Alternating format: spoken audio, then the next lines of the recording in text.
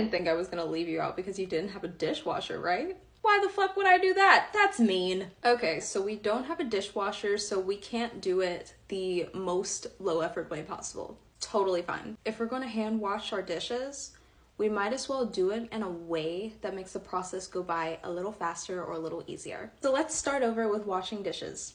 Again, with me, Simone, your professor in starting over. So we have our run-of-the-mill sink. We're gonna use both sides. On this side, we're gonna put a stopper in it, and we're gonna fill it with some warm water and some soap. Next, you're going to pre-rinse your dishes.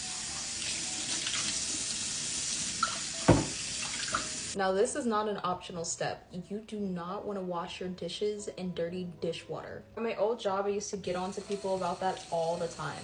You're not actually cleaning dishes if the water is dirty.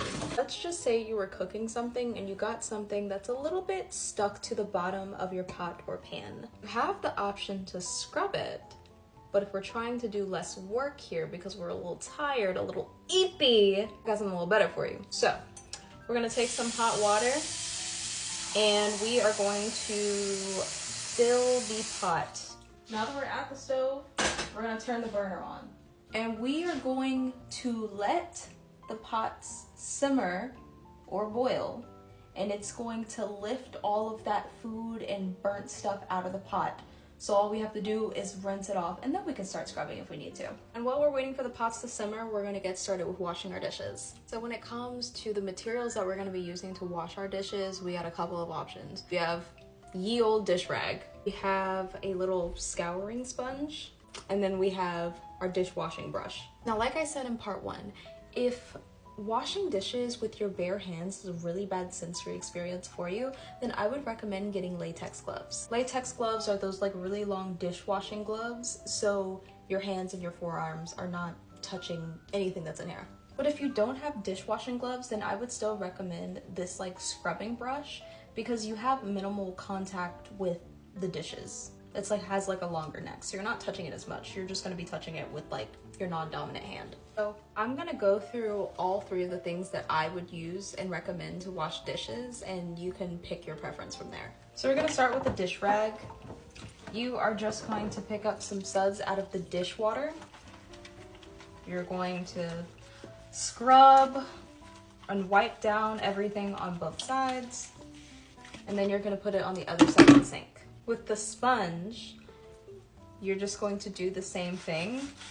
So with the sponge, it is a little bit better because you get the same lather benefits as you would get from like a dish rag, but then you also have this like really rough side to pick up food. My only gripe with sponges like this is that like as you can see like right here, it's like picking up the material of the food, so it gets gross really fast, and I'm not a big fan of that. But it is a really good tool to use nonetheless. In my personal opinion, I'm a dish brush kind of girl. I don't have to have full contact with the dishes with both of my hands. I only have contact with the dish with just one. It scrubs, it gets everything off very well.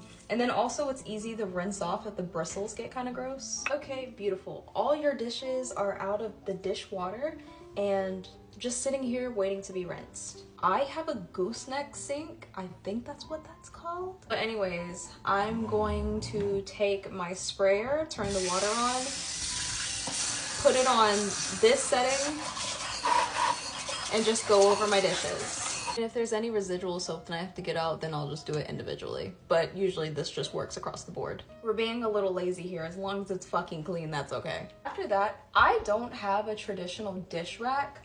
I have a dish rack that I can unfold over the sink because I wanted to maximize my counter space because I don't have a lot of counter space in my kitchen. I'm just gonna take my stuff and put it over the sink. Okay, so my pot has been boiling for a couple minutes, and as you can see, some of the stuff that was stuck on is like floating about because it's now loose from the bottom of the pot.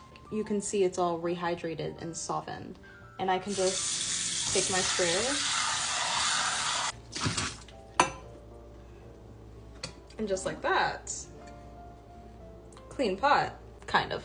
So now we can just clean the pot like normal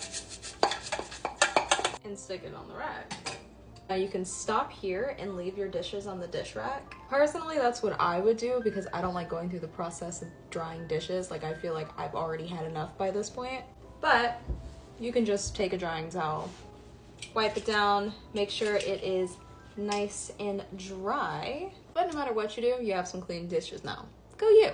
Now, when I wash dishes, my hands get really dry, and I don't like that. I always keep some lotion by my kitchen sink. I use Hempz. It just smells really good and makes my hands really soft. I use that to re-moisturize my hands. Congratulations, my friends. You have tackled washing the dishes. It's a chore hated by many, but it's a chore conquered by you. And I'm so proud of you.